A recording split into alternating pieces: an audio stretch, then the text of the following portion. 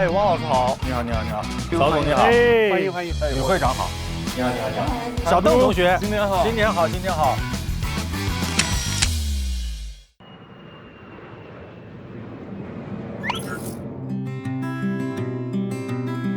其实我们现在所处的这个地方呢，是一个我们湖南人开的一家长沙米粉餐厅，就在隔一条马路就是苹果的总部。特别高兴向大家介绍一下我们今天来的这几位朋友。各位长寿父老千辛，大家好。这几位是 Sophie 人、唐敏琴、邵基。现在AI 已经是未来嘛，那全世界现在就是中美两个国家在这个行业里面进行一个 battle 竞争，但是它的实质是在中国的中国人和在美国的中国人之间的一个竞争。大家有个趣闻，讲英语的这个，他在 Meta， 他在这个 Reddit 上面发帖说，我怎么能够快速学中文？我跟我的同事们在开会的时候，大家都会用英文讨论，但一旦会后，他们就一小撮在那中文开始去聊论文。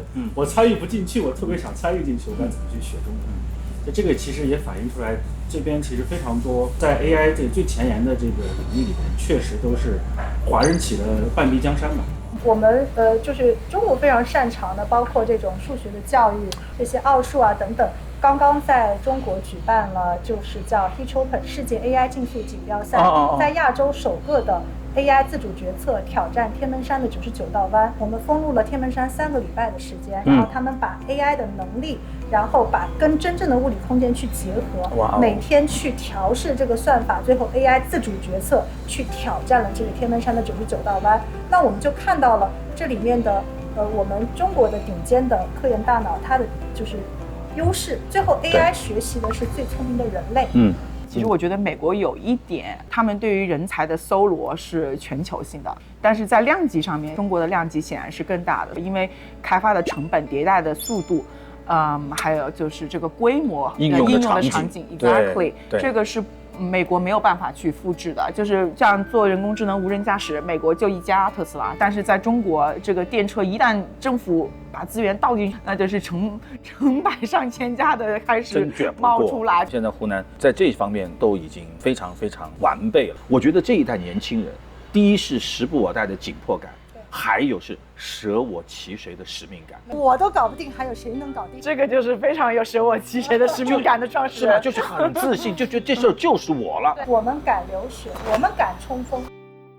我们其实湖南人，我觉得只要你 put your mind， 就是你想去做什么事情，就是抱着马，就是我们会愿意，然后也不怕去做。做农业的时候做得很好，做工业的时候，湖南也做成了世界第一。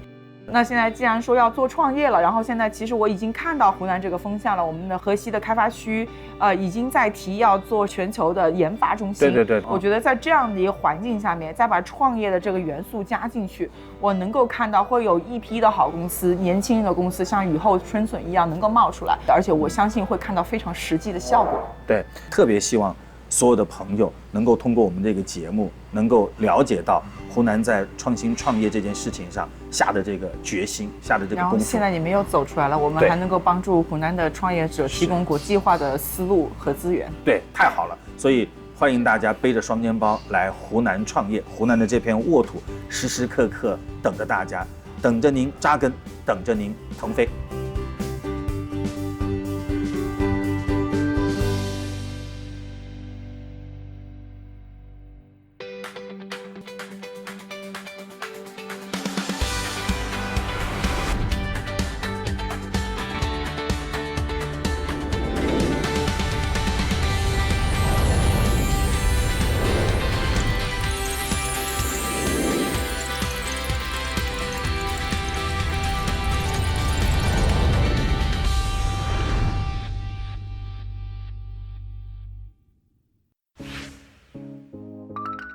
好的，朋友们，现在我的位置呢就在我们长沙最具代表性的地标之一——橘子洲头。你没有看错，我们还是夺金2026创业节目。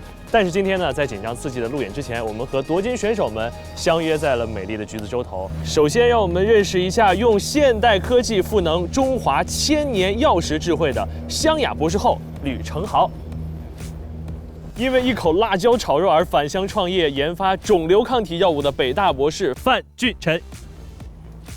融合中医药智慧与现代营养科学，全身心投入大健康事业的海归学子肖颖，用天然多酚 A 调控黑色素，让焕肤有据可依的湘雅少年李尚红。深耕湖湘用微波黑科技根治耕地顽疾，以科技护食安的农业科技先锋黄岳林博士。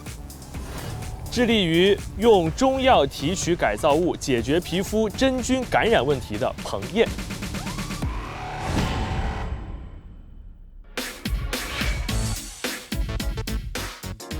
我们湖南现在要建设成为对年轻人友好的省份嘛？那你看橘子洲头，其实就一直是我们年轻人特别喜欢的，兼具人文和自然性质的这么一个地点。1700多年前呢，橘子洲就因为种了很多的橘子树，才有了这个名字。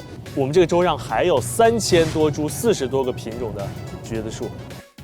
然后我们前面就是橘子洲头的青年毛泽东艺术雕塑，也是目前全国最大的毛泽东雕塑。那这座雕塑呢，其实是以1925年32岁的青年毛泽东的造型为原型，他的目光是深邃地看向东南方，那个也是湖南医师他的母校以及日出的方向。现在正式邀请大家登上我们的夺金大巴，来吧。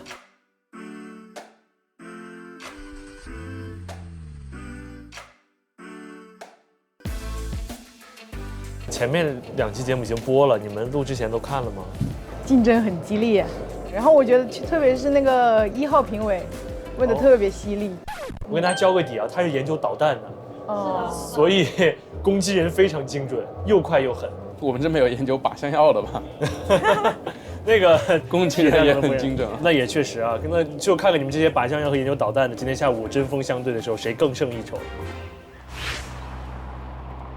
我们现在在的这条路就是湘雅路，然后马上要路过的就是湘雅医学院。这个湘雅医学院呢，是中国最早建立的现代高等医疗机构之一。湘雅医学院以临床医学见长，有很多个国家级重点学科和实验室。和湘雅医学院紧密关联的就是对面的这个湘雅医院。湘雅医院也是始建于100多年前，是中南大学湘雅医学院的附属教学医院，也是国家卫健委直属的大型3级甲等医院。湘雅医院以其高水平的医疗技术、严谨的医德医风和强大的科研能力闻名全国。我们刚才聊完了健康领域啊，现在在我们旁边的就是湖南农业大学，我们都很敬爱的袁隆平院士，曾经长期的在湖南农大当教授，给学生上课。19年的时候受聘成为湖南农大的名誉校长。然后这2年开始呢，湖南农大也一直在开始转型，做一些新农科的建设。那在农大旁边的呢，就是我们岳麓山实验室。这个实验室其实就是我们湖南对标国家实验室建设的一个专门做种业创新的实验室，也是我们湖南加快实现3高4新美好蓝图的一个标志性的工程。我硕士和博士是在这里。那你们学校的学生就是应该会对袁院士有很不一样的感情。对对，是的。我们马上就抵达了我们今天这条最优路线的终点站——隆平水稻博物馆。那其实这个博物馆呢，也是我们世界上第一座以水稻为主题的大型的专题博物馆。如果大家从航拍那个视角来看这个博物馆的话，它其实就像是饱满的稻谷；从平视的角度来看的话，它就像是一个盛开的芙蓉花，也是我们长沙的市花。所以大家做好准备了吗？来吧，我们就在这儿好好的展示各位年轻的创业项目。来，3、2、1，加油！来吧，好好准备，走。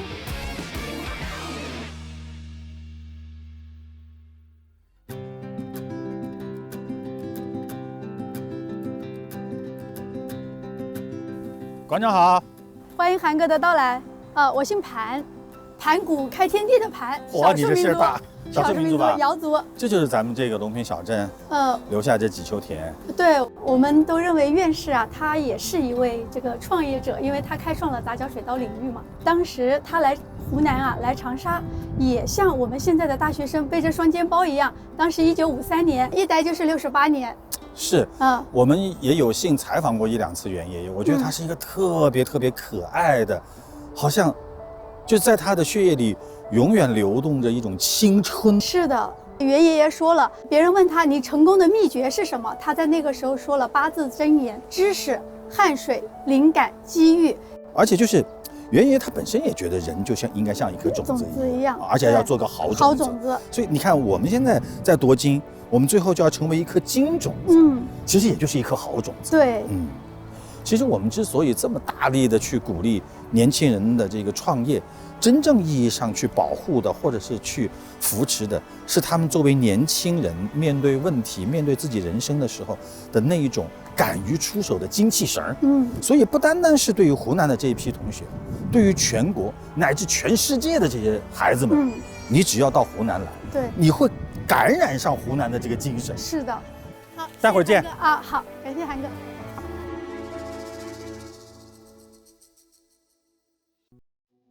接下来呢，请允许我给大家介绍一下我们今天到场的5位评审。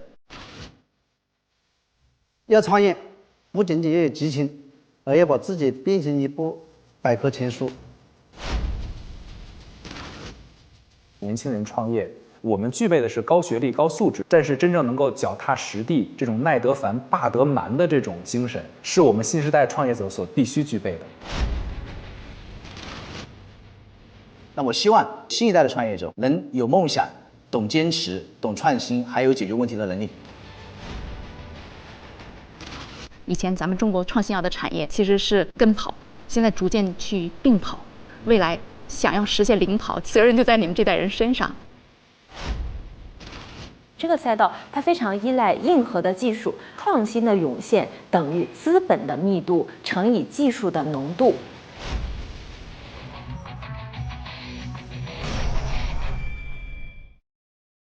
大家好，这里是全球大学生创业节目夺金2026，我是主持人汪涵。我们今天呢将会进行的是一个现代农业与大健康赛道的这样的一个路演的比赛。其实农业对于我们每个人来说，应该是解决了我们非常好的一个生存问题，能够让我们吃得好，能够让我们用得好。大健康其实是让我们活得能够更加的自信。所以今天在这个地方真的是天时地利人和，农业滋养了我们的身体，那么大健康这个产业呢，就守护了我们生命的这样的一个屏障。我觉得对于今天即将上场的所有的孩子们来说，面对陪练团的老师们，特别是面对我们现场的各位老师，应该也是他们人生当中一个非常非常大的机遇。现在路演马上就要开始了，让我们一起看看他们那边的情况。我们6位选手也已经来到现场，同样来到现场的还有由李莎姐带领的夺金陪练团的朋友们，欢迎各位。我是黄伟，来自成药智能。我是罗倩，来自湖南汇瑞生物。我是刘高波，来自楚天科技集团。我是易月能，来自湖南易能生物药有限公司。我是刘东波，来自湖南农业大学。我是李超，来自湖南农业大学。我是谭敏，来自隆平水稻博物馆。让我们一起抓住机遇，让更多的眼睛看到你们，加油！同时，也让我们欢迎来到现场的湖南农业大学湘江卓越工程师学院的同学们，以及相关企业的青年代表，欢迎你们！好了，那么话不多说，我们的路演马上开始。首先，今天要登场的第一位选手，他主动选择了今天第一个出场，大头阵。让我们把掌声送给自信而充满勇气的肖颖。大家好，我是肖颖，毕业于英国帝国理工大学公共卫生专业。其实我从创业开始到现在，其实也才1年不到的时间，但是我非常相信我现在的团队，我认为我们肯定是可以做出一番业绩的。我非常期待见到各位老师，并且得到他们的建议，让我可以在创业路上可能少走一些弯路。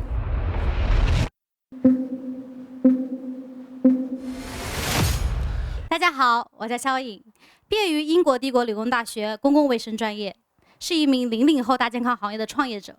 从小听着药材名字长大的我，在海外留学的时候就在思考，我能否把被验证1000年的古方和今天的科学融合，打造出一个更适合中国人的产品。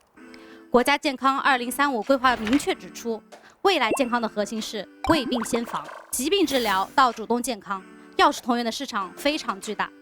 但是仍然有一些痛点，一是价格战，2是同质化严重，更关键的是吸收低、不量化。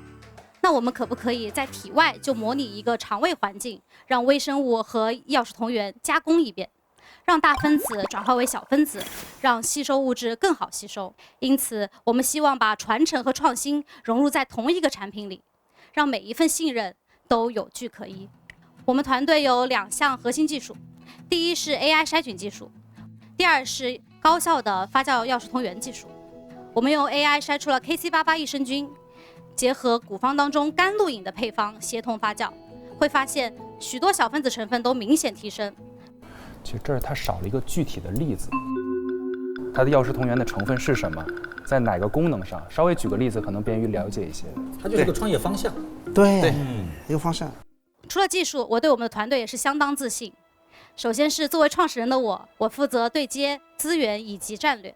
核心团队有6名，研发端和海外研究所合作，有多项专利。运营端来自于大互联网大厂以及连锁美业，从产品到生态，从0到100，深度扎根，全新生长。我是肖颖，我和我的团队正在用现代科技重新赋能传统医药，为2035健康中国贡献一份自己的力量。谢谢。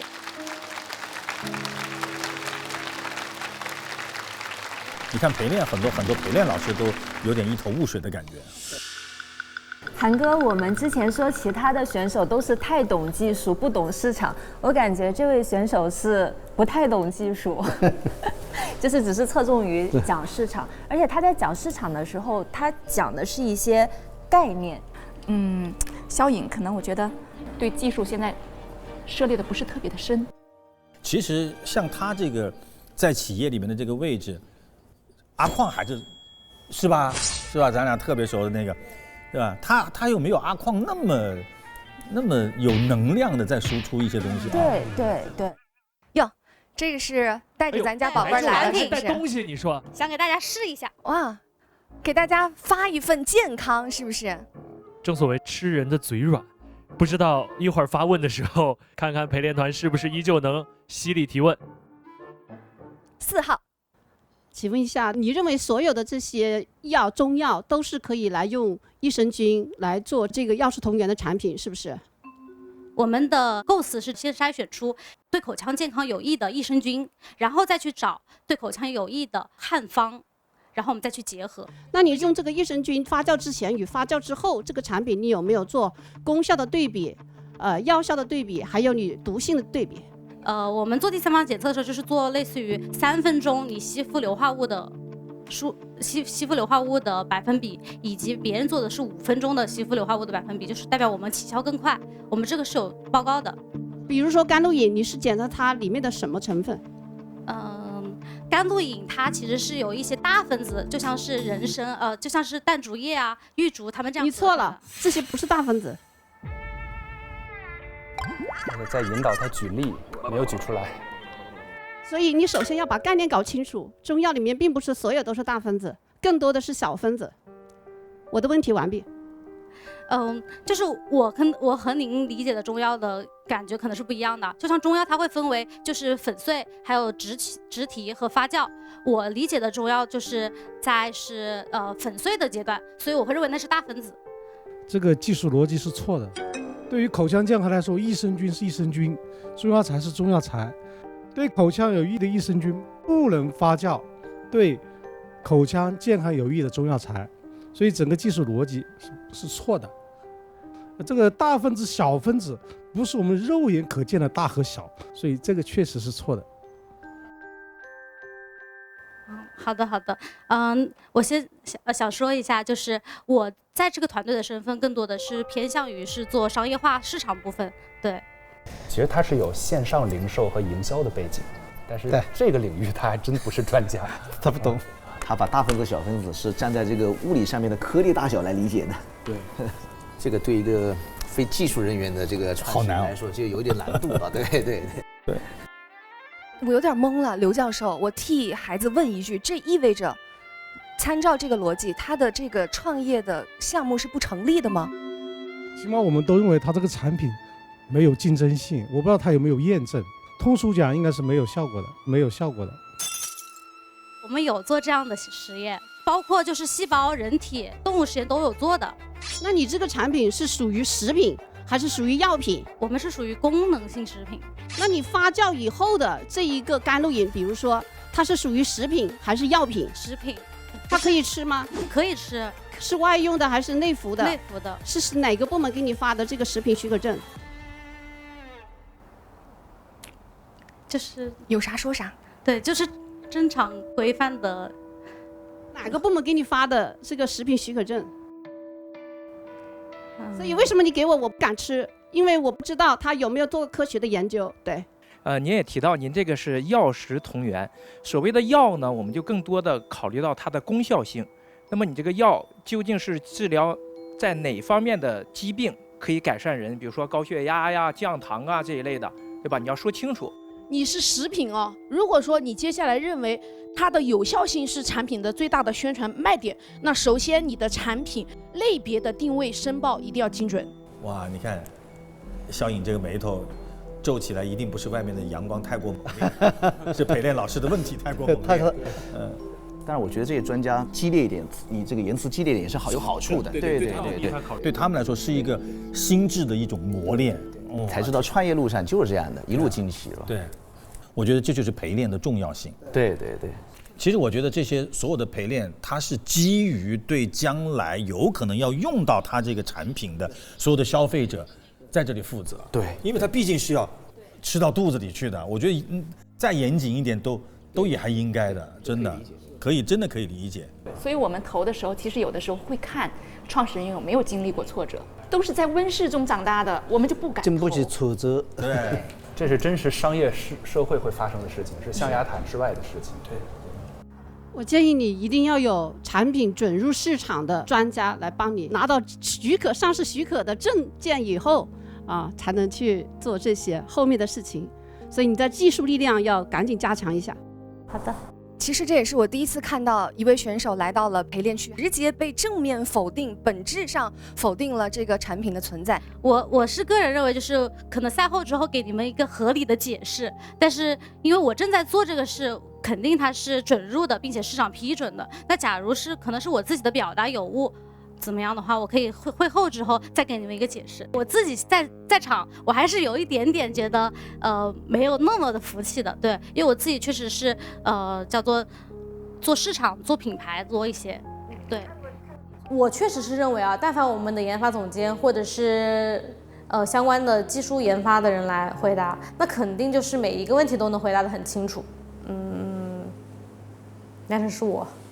好的，谢谢肖颖这一番切磋，我觉得是非常的值得的。谁不是在摔跤中学会走路和奔跑的呢？没错，加油，加油！好的，那接下来第二位，此刻有没有一点压力山大？有，感觉评委们都非常专业。是这样，一定要把我们当成一个机会。很多人可能不是在路演的时候抓住了总裁办老师的心，可能刚好就是在和我们行业精英的交锋中，展现了自己独当一面的魅力。那俊辰也是我等了很久的，终于在夺金2026这个舞台上出现的北大学子。好，不要给我们中关村文理学院丢人，好不好？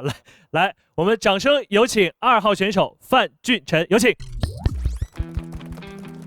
我是北大生物医药方向的在读博士研究生，然后目前也是我们海火的创始人兼董事长。我觉得我们是要做就是先天下之忧而忧，后天下之乐而乐的事情，充满挑战，但又充满希望，处处有惊吓，处处有惊喜。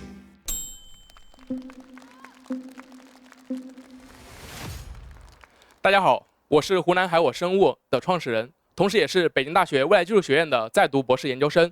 今天我给各位分享的项目是以肿瘤 IgG 作为全新通用靶点的抗体药物研发。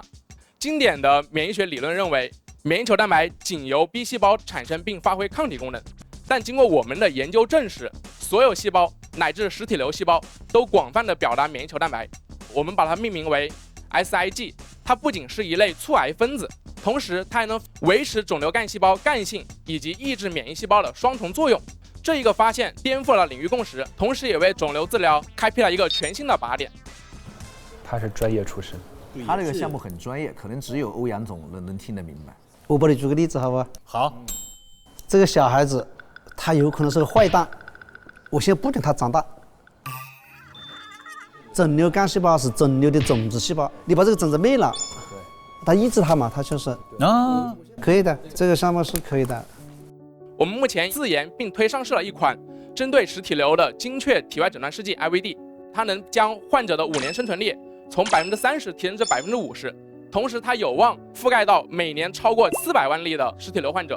目前我们在研的 SIG 单抗注射液及 SIG001已经于去年的12月份获批了 IND， 并且正式迈入了药物的临床1期实验阶段。我们预计在未来3年内，我们将实现靶向单药的上市，并且启动针对多种疾病的产品的研发管线。我是范进成，背起双肩包来湖南就创业，谢谢大家。湖南欢迎你，欢迎小范。来，范博士，有请到我们的陪练区。这个要欧阳总先帮我们科普一下，就是它这个已经进到临床1期了。如果这个药真的能做完2期、3期上市，市场大不大？非常大，因为 SIG 基于这个靶点的药物目前没有，所以这个靶点本身就是0到1的突破，所以这个是个很好的项目。但是有一条就是什么呢？他一直没讲这个 IVD 是针对哪个肿瘤。现在肿瘤的赛道非常的多，我们中国在开展的这个肿瘤的临床研究至少超过了3000。哪怕你这个药物非常好，但是我这个药物已经很多了，你也没有市场。对，就是2轮拿的地头蛇，我有很多地头蛇了，你这个2轮来没用。如果是罕见病或者是这个，比如说胰腺癌这样的肿瘤，目前没有很好的药物，那你有个真有效果的话，刚刚的了。很明显有个概念的混淆，你又去杀肿瘤干细胞，又防止肿瘤迁徙，你确切的申报的那个适应症是什么？它是实体瘤的一种叫胰腺癌，就我们把胰腺癌当做了我们临床1期的适应症。我就是你要把这个讲出来。对，那到2期和3期，你说是2028左右就会实现，那过程中不顺利的话，你们资金有这个使用计划吗？有的，整体团队其实融资已经进入到第2轮，就是我们第1轮融的钱其实足以支撑我们走完临床1期的阶段。因为对于一家生物医药企业而言，其实我们还有可以进行一些市场化的获利来支撑我们这个项目一直往前走。这是不可能的。临床1期至少1-2年，2期至少是2到3年，3期甚至是3到4年。一般一个新药要10年才能拿到生产批件。那10年以后，你的产品对标的其他的市场都被占领了，你怎么去销售？你有没有考虑过这些问题？其实您可以去查，就目前一般是5到6年或者6到7年时间就可以拿到批件了。那你拿到生产批件的时候，你还要花多少钱？我们预计可能是还要融4到5亿人民币。这是不可能的。每一个肿瘤它的治疗时间不一样的，比方说你治疗有些疾病时间很短，有的时间很长，它临床试验的费用是不一样的。我的意思就是说，咱们作为一个 leader， 作为一个创始人，我必须要把所有的技术路线、技术逻辑全部都要搞得清清楚楚，你才能知道咋把握这个项目的风险点。因为你整个公司只有一个项目在主导，你这个项目失败了，你所有的项目都失败了，所以你必须要懂。就您掌握的数据跟我掌握的数据不一致，就您不能去质疑我懂或者不懂。这是一个非常非常艰难的项目。我的意思说，一定要有充分的思想准备，它不是那么容易的。对，老师们有一种爱之深，责之切的这种感觉啊，在耶，你苦口婆是吧？苦口婆心的那种了，啊，你想清楚喽。对，因为它这是一个全球新的靶点，要做的验证性的工作太多了，没有那么轻易的。对，叫 first in class。因为你选的这个赛道呢，应该是过去这30年以来最成功的一个赛道，因为它催生出来年销售额大于10亿美金的，已经不计其数了。所以说，给您的建议就是，您可以围绕着安全、有效、可控，去跟以后你要融资的围绕这3点来展开啊。谢谢。好，谢谢老师。哇，小范，他们一味形容你的创业是难的，一味形容你选的赛道是成功的，如何做到难而成功？有什么信心？一句话来表达一下自己。就是我想这个 slogan 是少年当有凌云志，万里长空尽风流。谢谢大家。确实，在商业化落地过程中存在诸多问题嘛，因为这东西不是一个简单的事情，它是一个非常复杂，而且需要很严谨的态度去做的一个事情，因为毕竟是做药嘛。怎么样？是不是长舒一口气？是。希望他们都能收获更多的宝贵的经验和风险的预判。这个翻页不容易了，这个学员一上去，大强度的下来他就要安慰。那接下来让我们掌声有请彭燕。我是来自于南华大学2023级在读博士生彭燕。我的创业项目是一款致力于让脚气不再成为难言之隐的创新药物。药学人其实终极的梦想就是发挥自己的专长所长，然后为所患疾病的人们能贡献一款自己创新的药物。大家好，我是衡阳泽奇生物医药公司创始人，也是南华大学在读博士彭燕。今天我带来我们团队的项目杀菌先锋，一款致力于让脚气不再成为难言之隐的创新药物。脚气又称前部真菌感染，严重影响着全球20%到25%的人口，在中国患者超3亿人。“14五”中医药规划明确指出，要加大对中药的开发力度。我们的开始也是开始一碗传承1000年的中药吴茱萸。吴茱萸，吴茱萸本身也是一个调味品。对。马王堆出土的大量的食谱里面，用吴茱萸来代替辣椒。啊，它是辛辣的是吧？对。《神农本草经》记载，其具有治疗湿寒脚气的功效。我们通过系统的药物化学研究，在其引入共轭集团，得到了最优化合物 N07。它不仅具有中药的天然骨架，又经过药物化学的精准改造，使其抗真菌活性显著提升。目前我们的技术已经申请专利6项，授权3项，共发表高水平研四页论文9篇。我们的原料药已经实现公斤级绿色合成，这很厉害，并按照 CDD 标准规范完成了对原料药和乳膏剂的标准质量控制。哎呦，做了不少事儿了他。我们可以投。黄洋老师没有质疑，直接就可以投了。这可以投。从实验室的瓶瓶罐罐到扎根于湖南的创业梦想，我们始终坚信，科研必须扎根于民生，创业也必须立足于本土，才能真正做到解决真问题，守护大健康。作为湖南创业科研工作者，我们凭着湖南儿女敢闯敢干、吃得苦、办得蛮的韧性，有信心更有决心，为全球贡献中国新药。谢谢大家。谢谢彭博士。这个项目说不定会有其他的药企过来接触。这个项目一播出，肯定会有人找他。我们去年还录了一个叫“创业有的聊”，对，我看到那个节目，我们大概录了100个同学。节目播出以后，统计了一下，获得的投资3000万。对啊，我们这个节目一播出，肯定很多人呢。我们现在很多投资人看这个节目的。对，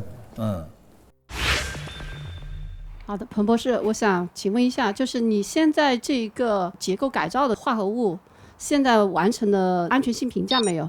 做了独立研究没有？你是用喷剂还是用涂剂还是软膏剂？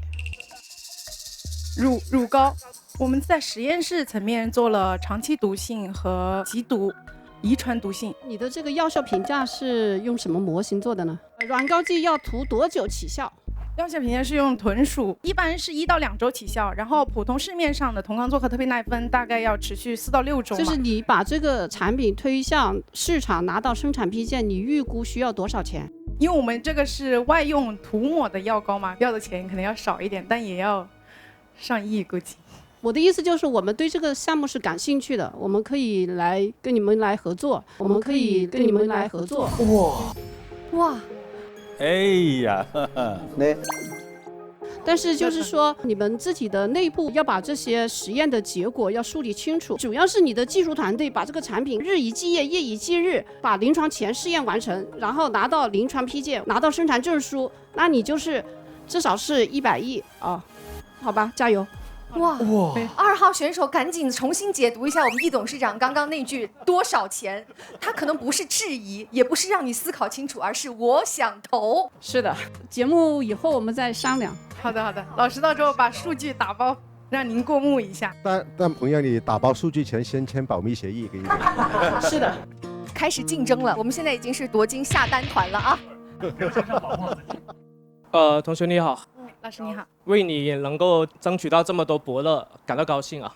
但是我这里还要提一个小小的问题，你这个推广的方式大概是不要 to C 的，那就是 to B。你们有这方面的资源和人脉吗？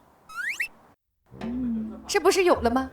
对，今天有了，刚有的，对吧？是不是已经开始护自家孩子了？所以说到时候你跟这些老师们沟通的时候，也要把这方面，让他们帮助一起做这个 to B 的推广。是的，这真是我今天来到这里意料不到的收获了，大收获。我为什么一开始说很高兴他们向你投来橄榄枝，是因为我从市场方面，我就知道这些老师也能够给你很大的助力。是的，是的，千里马常有，伯乐不常有啊！我非常感谢老师对我们整个项目团队的认可，这又给我们增加了一个信心。彭燕，其实你还是做得非常优秀的，要不这么苛刻的陪练团成员也不会给你这么高的这个评价。然后再一个呢，我还是非常欣赏你，我看了你前面那个资料，失败了387次，写的这个非常的清楚，我估计可能也是印象非常深刻吧。有小故事可以分享给你。当时屠呦呦老师做这个青蒿素的时候呢，他一共是失败了191次，然后在1971年的10月4号，然后达到了疟原虫100%的抑制。所以说，只要你踏踏实实的工作，一定会有收获。好的，谢谢老师的教导，也谢谢彭博士的坚持，谢谢你愿意坚持下来。你看，这不就成功了吗？陪练也非常的成功啊，恭喜你完成挑战。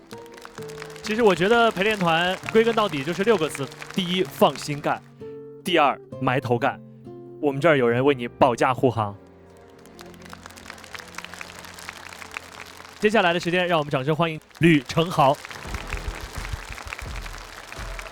我叫吕成豪，我博士毕业于湖南农大。我这边创业项目是基于 AI 加强功效的降糖精准营养产品的开发和应用。因为我家人的话，他也饱受这些慢性病的困扰，我想做这样的一个项目，也是为我家人来做一些事情。我是吕成豪，我是基于 AI 加强功效的降糖精准营养膳食干预产品项目负责人。我国糖尿病患者达1.4亿，居世界第一，相关的卫生支出位列世界第2，呈现低知晓率、低治疗率和低控制率3D 的特点。那么因此，国家提出了主动健康和老龄化科技专项，那么这也是我们之前参与的一些项目。食药团员产业成为了确定性的一个增长赛道。咱们中国的公共卫生的投入其实一开始这些年主要还是在治疗上，就是因为我们人口太多了。对，但其实现在国家已经提出了这个比如说少油啊、少盐呐，是吧？在饮食健康指导。对。基于此，我们创新开发了一个天然主胰岛素 Smart Sugar， 并且注册了商标。在产品基底上，我们选用特色食药同源物质，并配有独特提取工艺。我们开发了高含量活性成分的种质，并且建有专有的种植基地。在作用方面，我们通过生物学习技术结合 AI， 在细胞、动物和临床方面都证明了它的功效和作用机制。要想吃的美味而且不忌口，可以加上我们的 Smart Sugar。Smart Sugar 天然植物胰岛素，助力国家主动健康战略。谢谢各位老师。谢谢吕博士。他这个没逻辑，知道不？他前面讲一堆东西是降血糖，后面讲一堆技术，他要聚焦要解决的问题，然后用什么来解决它，解决的怎么样？他的逻辑上，我觉得他们现在做这个大健康，瞄准的都是应用的人群，但是没有真正意义上去瞄准应用场景。对，其实场景是带动消费的。比如说，我就针对所有的健身人群，是的，我在所有的健身馆有一个自动采买的那个柜子，一刷卡10块钱，哐哐哐，我就能够比蛋白粉还更加容易吸收，还这么，而且有的需求它是可以被创造出来的。他想不到这个，对，你首先把问题聚焦问题，这个问题我这个东西能解决它，然后再搞场景，这个就逻辑就闭环了。相比于这个糖尿病类的药，那我服用食品来进行干预，我到底这个吃了之后多久糖尿病并发症相关的一个指针会有所调控？我们现在目前最主要的是糖尿病早期人群，我们实验是大概到2周到1个月，它会有一个非常显著的一个降糖效果。而且现在血糖的话不是降的越多越好，你是要平稳远远大于你的降的这个幅度。血糖控制的好，你才不会得并发症。你的这个是能够降低多少毫摩尔啊？ 2周大概是4到5，这个是空腹。糖化能降低多少？糖化大概20%。哦，因为药食同源的产品和药品还是完全不同。对，你的效果太显著的时候，也国家药品监督管理局可能会让你往药的方面去走。太优秀了，是不是？对，你拿的是药品许可证还是拿食品许可证？这个我来回答一下。我们现在目前做的是这种 B 端服务，他们 B 端客户会做成产品，他们会去有一个宣传的一个方式，我们只要把我们的科研背书给他。等于你是做原料。做原料。哦，就是说证书，产品的证书不由你来拿。不用我来拿。我们做糖尿病研究有30多年了，药食同源最大的不足是什么？就是循证依据。它肯定有效，但是你不能说你去治糖尿病了，对不对？这是你要解决的这个弊端。你这项目呢，我很看好，但是项目的前途呢，我还是会觉得你的依据不够。你们有了细胞，有了动物，有了一些人体试验，这已经很好了。但这个还有继续要去做随机对照，要做真实事件研究，要去做随访。你有依据了，我们这一半人都可以投你钱了。哇！好，谢谢这位老师，谢谢李博士。朋友们，我知道此时此刻对于很多观众来说，一定非常担心，说坏了，今天来录之前没抹防晒，晒了这么久晒黑了怎么办？怎么办呢？哎呀！现在年轻人里面有一句话叫做养儿不防老，防晒才防老。是的，防晒非常重要。就到你饭碗里了，算是。接下来这位选手就带着他的项目向大家走来了，让我们掌声欢迎李尚红。我是基因生物的项目负责人李尚红。我们带来的是一个医研共创的一个项目，叫做优光计划。对于创业这一方面，其实我自己还是存在了一些顾虑的，所以尽自己最好的面吧，看能够走到哪里就是哪里。好的，大家好，我是基因生物的代表李尚红，现在在湘雅医院的皮肤科攻读博士学位。那么我今天带来的项目就是一个医研共创的项目，叫做优光计划。我们团队呢是依托于湘雅医院皮肤科这个具有着全国领先影响力的平台搭建的。那么当下的美白市场的成分内卷非常严重，大概有62%的消费者认为成分和功效是最重要的。但是现在市场存在着一个核心的痛点，缺乏一个基础的机制以及临床的证据。消费者他们想看到的并不是一个冰冷的成分名词，他们想要看到的是看得见的效果和讲得清的原理。美白这件事情没有办法做到一蹴而就，而且防晒更重要的不是有斑，是晒老，皮肤的胶原的流失，皮肤底层的很多的断裂是更加严重的。我们团队从基础科研出发，锁定到了这样一个关键靶点，叫做优基因。我们发现敲除掉优基因之后呢，黑色素会受到一个非常明显的抑制。在斑马鱼里面敲除掉它，斑马鱼也变白了。我们通过预测优蛋白的功能位点，筛选可能能够抑制优蛋白的小分子化合物，最后结合中国的化妆品原料目录，找到了这样一个成分，叫做天然多酚 A。它的效果有多好呢？我们看图说话。熊果苷我们知道啊，是现在美白市场上常用的一个有效的核心成分。这个天然多酚 A 在达到熊果苷相同的效果的时候，它所需要的浓度仅仅是前者的1500%，更低的浓度更好的效果。那么这就是科技带给美白的一个答案。但是它这个为什么要把它的核心成分？它是为了保密是吧？它为什么把它命名天然多酚 A 呢？意思它发现了一个新化合物也不是发现了新化合物，发现了一个化合物的功能对，那它没有必要保密啊。这个保密不得必的。对，这个它的核心问题。对，这有问题的。那么基于这个成分呢，我们进行了多方的打样，以及配方的设计，最终推出了我们现在的第一款产品，叫做西花诺焕肤霜。那么它不仅能够基础提亮，我们发现它对于这个炎性的色沉、痘印的减退以及色斑的减退都有很不错的效果。更为难得的是，黄褐斑是现在临床上一种特别难治的疾病，它在动物模型上面的效果、治疗效果也非常的显著。到时候一跃成为这个赛道的领跑者，然后从源头重新定义美白市场。我是李尚红，谢谢大家。谢谢尚红。它目前有一个问题，就是它举例的那个产品叫焕肤霜，它没有叫美白霜或祛斑霜，说明他们自己没有拿到这个祛斑美白特证。这个是行业当中的一个硬门槛。只有拿到特证才能宣称这个名字。哦，而焕肤是一个中性词，就是侧面的再让大家觉得有这个功能。哦。我想请问一下，就是你到底是对雀斑有效，还是老年斑有效，还是所有的斑有效，还是所有晒黑的有效？你的产品的定位能不能更精准一点？首先我们现在是作为一个护肤品，它肯定是不能宣传对这些斑治治有效的。我们做的目前还是一个动物实验上面的结果，我们做的是黄褐斑，对黄褐斑的作用是比较明确的。好的，知道了。谢谢。因为祛斑它不可能一蹴而就，但是现在这个行业因为有乱象，它希望让消费者觉得可以一蹴而就，所以很多在宣传层面它是不合规的。所以其实从上游、从配方、原料、机理上越严谨，对消费者越负责。而且其实我们希望传达给一个正确的理念，就是很多东西你皮肤上的变化不可能马上见效，否则的话它一定会有一些异常性在。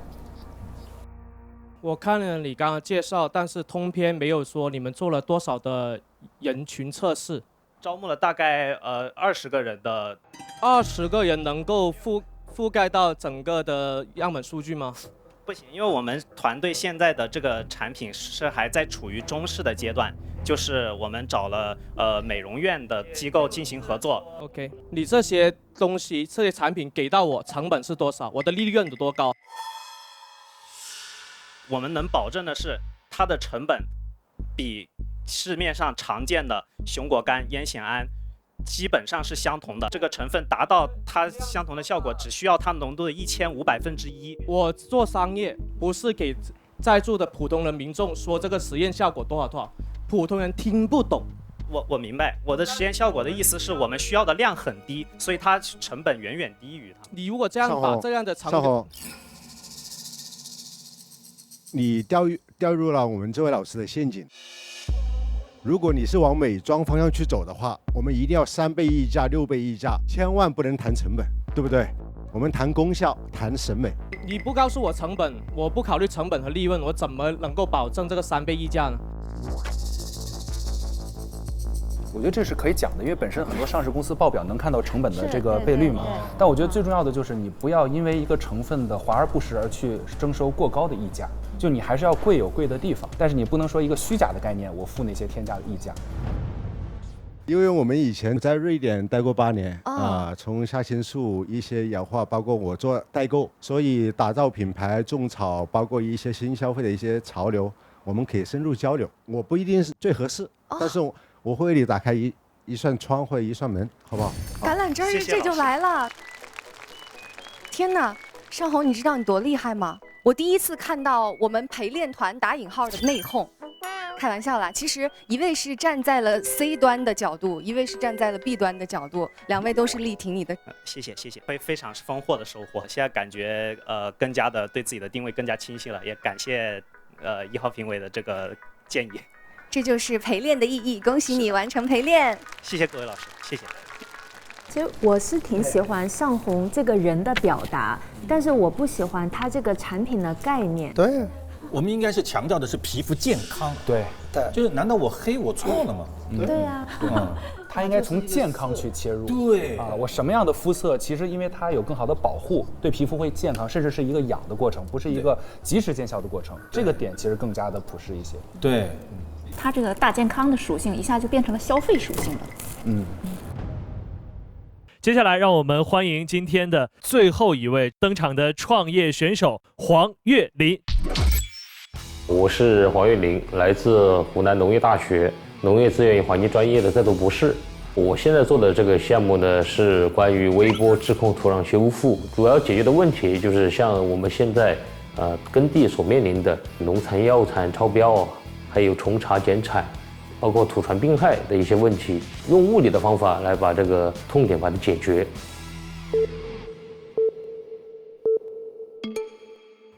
尊敬的各位评委、嘉宾，大家好，我是黄岳林，土生土长的湖南人，聚旭生物创始人，身在乡野田间，见惯父辈耕地的辛苦，也目睹耕地被病虫害和农残困扰的无奈。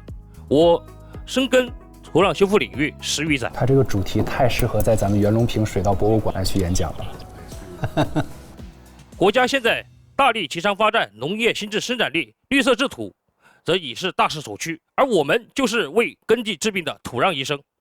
我们研发出了全球首套微波质控土壤修复装备，靠物理黑科技，不用一滴农药，精准解决这5大痛点，实现从生化制土到物理养土的重大转变。我们建设了3个 AI 系统，实现高效精准无人作业。我们的线虫和杂草的灭杀率高达95%，深入土壤30公分，修复1亩地最快2小时，比传统的生化修复速度快100倍，成本呢至少减半，而且能耗降低60%左右，还能降解农残和化感物质，有效解决粘着障碍。目前我们手握9项国家发明专利，我们历经6年的研发，预计今年年底完成的项目的中试，明年初可以上市我们的这个产品。袁隆平院士的愿望是让人民吃得饱，而我的愿望就是让人民吃得健康、吃得好。谢谢。谢谢黄博士，这样的心愿都会实现的。我觉得他这个东西，首先他这个功能达不到，农场的降解、线虫的杀害和微生物杀害，不可能是相同的机制，对不对？它不可能一步。对，原理都不一样。对，原理都是相悖的嘛。所以你可以解决某一个问题，就已经很不错了。对。来，黄博士的陪练时间。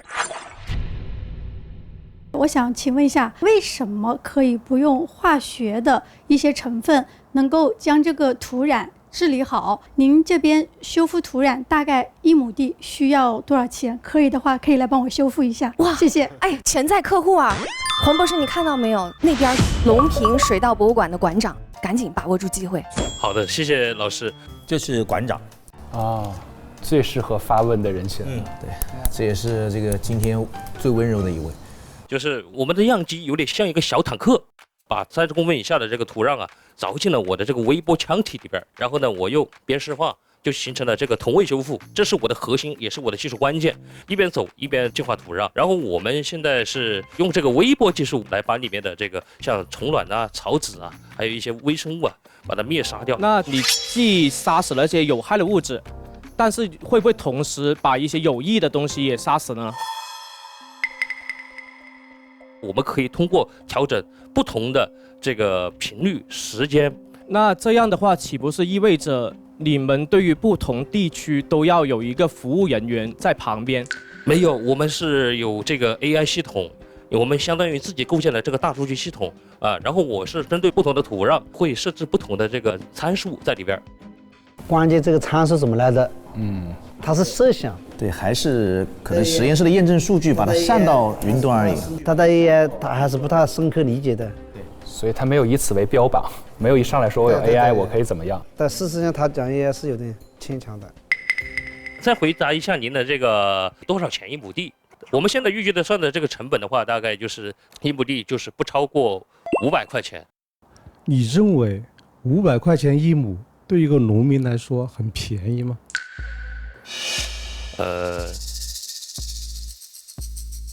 我觉得这个问题不能单单就是很片面的回答，要看这个种植户他种的是什么。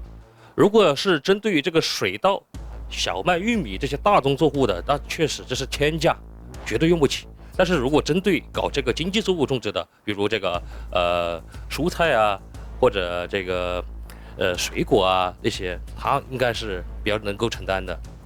就是我们现在还没有这个1代产品出来，但是呢，我年底完成中试，我一旦完成中试了之后，我就马上免费到您这里。哦，免费，潘馆长一起完成助农的心愿，希望他能成功。谢谢馆长。因为我是在农大，我在机器系，你的小坦克我可能没看到太多具体的内容，你的这个微波这2个加起来的话，概念可能会非常的好啊，可能会让一部分人迷倒，但是我还没有被迷倒，你还要去精炼一下。如果把我们的土壤修复微生物的产品描述成一个尖端科技，像我们医院的 CT 一样的话，这个会有风险。所以商业的定位方面要重新去折中一点，重新去回来一点点。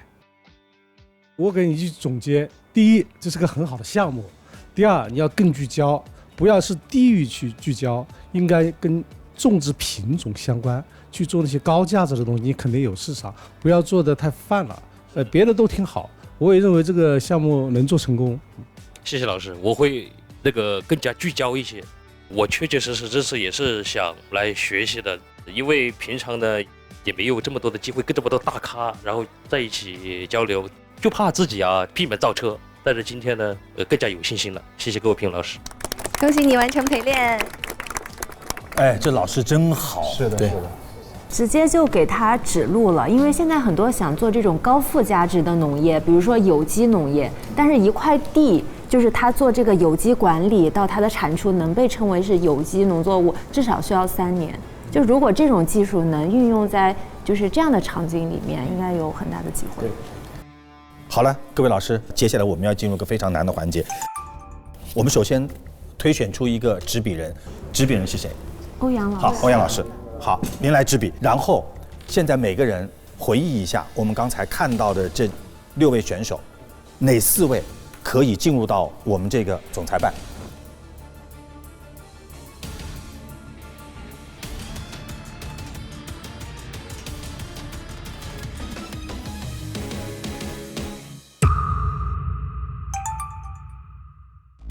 多金2026，下节更精彩。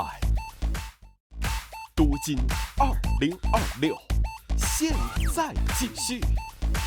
老师们，你们选出来的同学们来了，来，欢迎你们，坐。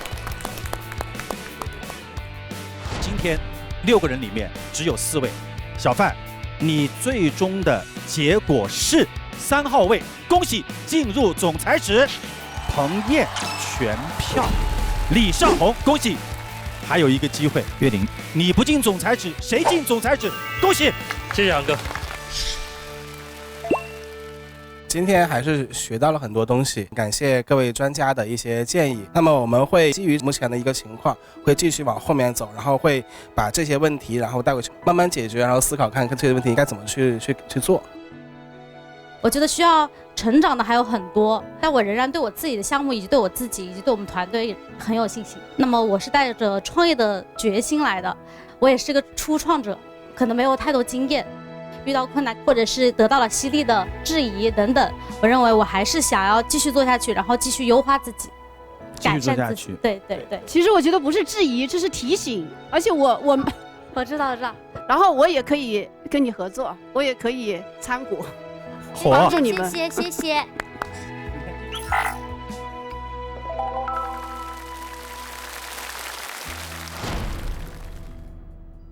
好，现在是这样的，同学们，老师们有可能会针对某一个同学提问，也有可能一个问题4位同学都要同时回答。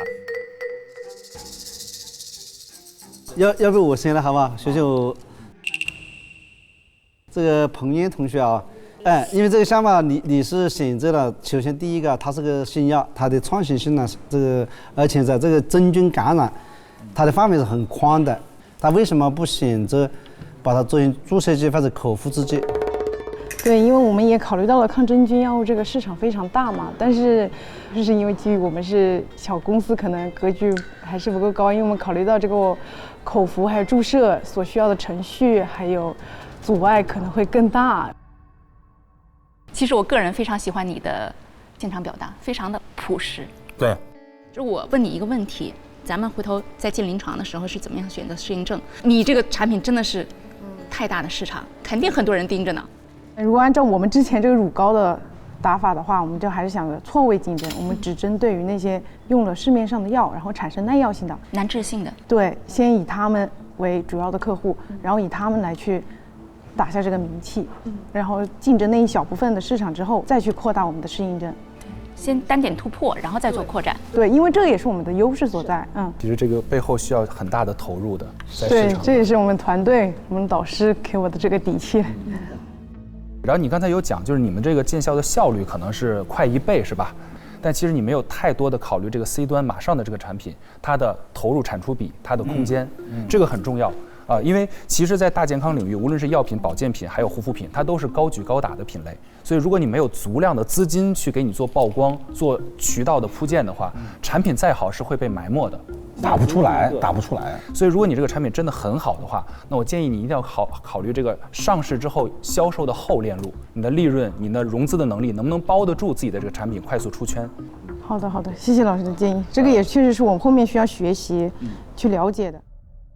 虽然我们小，但是世界是有小众改变的。这个所以你做这个，我做的每一款新药是面向全球的，不要考虑你小，你要考虑你这个产品自己本身有没有生命力，会有人看上这个产品。所以我觉得，我相信这个节目一播出之后，会有很多人上伸出橄榄枝。钱在别人的口袋里，支付在你自己的脑袋里，所以一定是有机会的。我觉得这个行业的前景是非常好的。虽然现在大家都在调侃说是属于医药寒冬，但是对于我们人类来说，大健康始终是一个绕不开的一个话题。虽然说前期可能投入会相当巨大，但是后面带来的收益也是非常大的。上恒这个上吧，我觉得我们就人类对健康的追求，是人类永恒的话题。你选择这么一个方向，应该不一定代表这个产品的定位是非常对的。我们应该是以促进皮肤健康、解决健康问题为目标。至于皮肤颜色的多样性，有的喜欢白的，有的喜欢黑的，这是有爱好问题。我想说一下，就是我们为什么一开始先做美白。我们一开始定位是想通过找新的靶点来治疗黑素瘤的，然后包括后面我想要做的一个是黑素瘤，一个是现在特别大的先天性的色素痣。为了达到那个目标，前期我们可能想要先进行一个商业变现，就是先虚晃一枪，先积累我们的这个资源，积累资源。所以前期最前沿，那我们先做护肤品。对，然后再一步一步的往上走，我们是这样打算的。你们现在这个焕肤霜是不是自己也没有拿到美白特证？对，还没有。那你们对这个配方有变现的目标和需求吗？如果可以的话是有的所以我觉得你今天这个 presentation 啊，就是有点过度虚晃一枪了，就是你们后边的很多的重要的工作你都没有讲。但是我给你的建议就是，如果你这个成分原料在护肤这个领域不是革命性的改变的话，那么它的巨大的盈利价值其实不在你的前端，而在于你把它供给了哪个品牌，那个品牌有没有把它营销出来。如果这个品牌没有被营销出来，它没有被市场化的话，再好的东西其实会被埋没的。这个其实不是你们能够去推动。一定要好好打磨你们的核心的优势。护肤原料只是可能你们入局的那一个方向，但这个方向太卷了，而且这个卷最终可能你需要去卷成本原料，你不一定能把真正的精力和核心投入在你想做的这个事情上。但是其实你背后的能力和价值，我们是都有发现的。就希望后续我们的原料真正能有合作，因为我们也在就是广泛接纳这种好的原料。好的，谢谢老师。我现在暂时还是一个在校的学生。商业这一块其实我不是特别的熟悉，最想要我现在的这样一个理想的状态就是，尽量不出错，在此基础上再去寻求进一步的这个进展。小方同学，你这个呢，因为这个也是我们很关注的，因为这个一下决定了你这个项目的竞争力，因为现在中国全球的抗肿瘤的研究的赛道是很热的。那么你也是这个应急的这个人群中能够脱颖而出，你必须有你的自己看家的本领。是他这个确实，说实话，我们这个事情就是非常艰难。但现在就是因为大家都发现这个领域其实是就是经济效益非常好，所以都挤进来了，所以就导致这个领域其实做起来就更难。就我们的靶点，如果就算比别人他强很多，其实医生他选择他其实会有很多不一样的考量，不单纯是技术上考量，对。陈正，我觉得你做的事情呢，就是这一代中国人，年轻的中国人应该要做的事情。可能他有失败的风险，或者失败的风险很大，但是这是极致的创新。怎么说呢？我还是挺佩服你的，敢于挑战无人区。对你做的这个是一个first in class。对，这里面的难度大家都知道啊。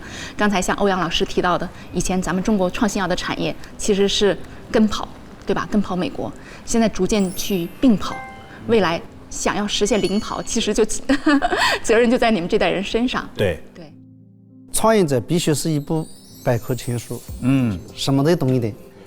目前谈的更多是专业，但其实还有更多的管理啊。因为你从实验室到落地，你要考虑到有潜能的消费、有需求的生产，还有效益的投资。是的，这3个板块，并且把这3个板块衔接起来。是，所以这个还得多向各位老师请教，像欧阳老师愿意就是在后面给指导，是非常的感激，因为确实是很需要这一块。其实从我导师做这个领域开始，我们就一直被质疑，为什么呢？你做一个领域的一个颠覆性的事情，肯定是会来自于质疑你的成果呀，质疑你的有效性啊，这肯定是一直以来都有的。但我相信呢，只要我们的药物真正的审批并且有证之后，我觉得这些质疑声音自然就会消退。好，这个岳林呐，这个你这个项目呢，就是做的土壤改造的，因为你用的这个技术啊，既能杀虫了，你又能杀细菌，你用一个机制或者是在解决不了所有的问题，但是你这个方向是对的。我看你17年开始创业的，你实际上创业时间很长了，你有这种老的创业者这种气场，特别我觉得你在中国市场做农业产业啊，我觉得性价比的很大的挑战，就是说这笔账怎么算清楚，它一定不是500块钱治1亩地，一定是一个方案提供商，你用了我这个，最终你种什么时候，后面的产值增加多少？我觉得还是要往终端的这个解决方案，把我们的话术要讲成我的对结果导向，把这笔账让我的客户体系一眼就能够看明白，一眼就能够拎得清楚这个利弊。好的，谢谢老师。农业是咱们的大国安身立命的一个支柱型的产业，而且有年轻人能够看到在这个方面进行投入，而且我感觉到了你非常饱满的热情。所以我想问一下，在这个过程中，你有没有考虑过，就是某一个角度它的变现更快而去放弃？怎么来说呢？就是我觉得我既然选择了这个行业，而且农业呢，大多数人都不看好，重资产、周期长，然后呢，这个回报根本就不稳定。但是我就想着，我本硕博我都学这个专业，我是湖南农大这个出来的对，钉子户拆不走的。农大钉子户，本硕博都在农大。元老我也有一段渊源，像我之前我做这个自己搞的这个研发的这个新型有机肥料，我就在他的这个房子后面我种了2年水稻，我天天跟他唠嗑，经常唠嗑，他个人的这个人格魅力感染到了我。他有一个赤子之心，就是袁爷爷，你在你跟他接触以后，你总觉得他像个孩子一样，对他做的这个事情永远是那么的热诚好奇，而且充满梦想，禾下乘凉梦。你想想看，他这么大年纪了，他还是这个样子，可敬可佩。所以我就说他被感染了。对，一个是被感染了，再一个呢，他这么大年纪，然后呢还这么执着，我这么年轻，未来还无限可能。就算我失败了，我无非也就留下了一些失败的教训和经历嘛，给后人他们去来做成功。但是这个事一定要有人干，尤其是我们学这行的，他不干的话没人干了。特别的感动哈，像你这样的年轻人能够投入到这样一个看似传统的行业里面，尤其是我们今天这个路演的场地，隆平水稻博物馆，就是感觉到这种元老这种精神的一种跨时空的一个延续。因为本来我就是农民的儿子，我就是农村出身的，我觉得农业还是大有可为。回到梦最开始的地方，追光的人才永远光芒万丈。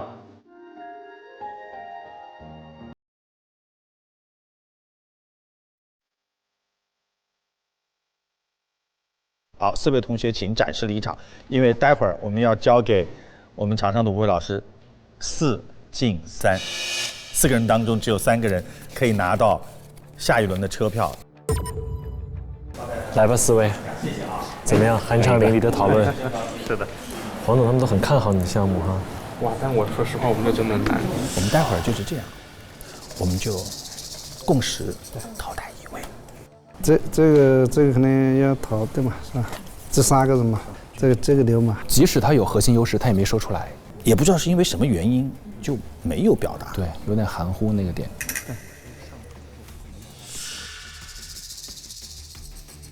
好，那就没有什么任何问题了。来，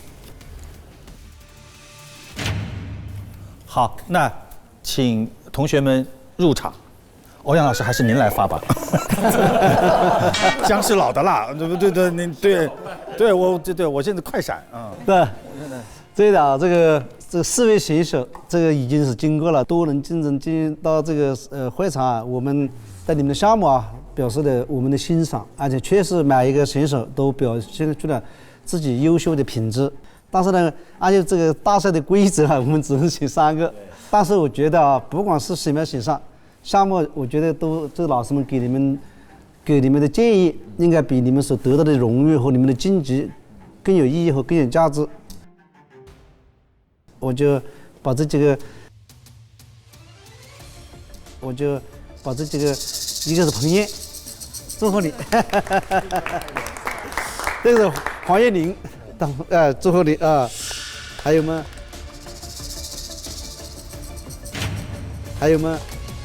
范进成啊，祝贺3位，祝贺。对，这个项目是一个0到1的项目。因为中国已经从这个并跑已经进入了零跑的时代，而且从这个选手本身来讲，他充满自信的表现里面，我们也看到了中国的创新力量。彭燕我是很喜欢他，虽然现在他的团队没有搭建起来，但是我觉得他是有这样的一个前瞻性，他脑海里存在这样的一个体系，我很看好他。我觉得他在这个新药研发上面坚持下去，直到拿到批文之后呢，我相信会有一片广阔的天地。因为他有提到自己的产品有非常好的效果，同时性价比真的很高，他们的成本是远远打破了国外垄断性的成本的优势。今天的表现里面也表现他充分的自信，以及这个立足为在农业方面进行创新的这种毅力和决心。我觉得这是一个很巨大的市场，它可以用更高的性价比满足同等甚至更好的需求。我相信它会走得越来越好。上红对，我们收益匪浅，对，收获特别多。对，而且接下来包括我们没有进到现场的2位同学，其实我刚才跟他们说了，他们依然还会有机会到时候跟老师们有很好的交流，因为我们都是希望他们能够很好。就像刚才欧阳老师说的，我们其实今天在孩子们面前都算是老师，而老师他有一个天职，就是帮助年轻人能够获得更大的进步。最终拿到夺金车票的3位，我们继续登上我们夺金大巴，开往我们的下一站。而下一场我们即将进行的是空天海洋与低空经济赛道的比拼。各位亲爱的观众朋友，我们下周再见。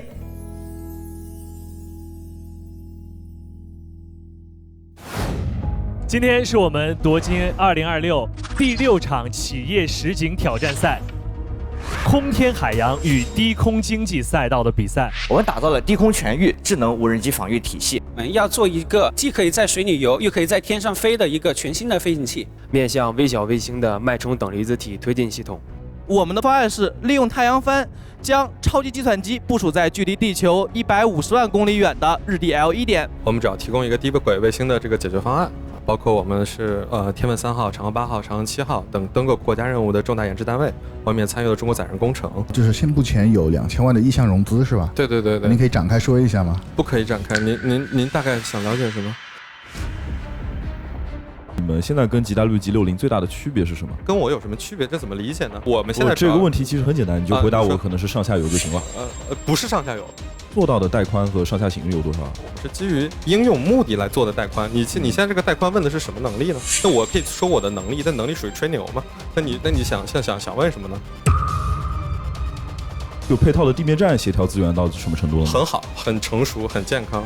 补不设高倾角吗？我为什么涉及到高倾角？我打高倾角干嘛呢？学习一下通信知识。那这个费用是非常高的，你连这点钱都不愿意投资？你看 Starlink 现在多少钱？1万亿美金的以上的市值。你们现在解决的第一步是通信，然后第2步才是算力。我肯定2个一起带了，我的技术又不落后，为什么不一起带呢？这就是结构的事儿，很简单。进入智能电视应用中心，打开芒果 TV 电视端，大屏4K 更清晰，更多精彩内容尽在新浪娱乐。微博综艺、新浪综艺，上微博参与夺金2026话题讨论，和微博网友一起边看边聊。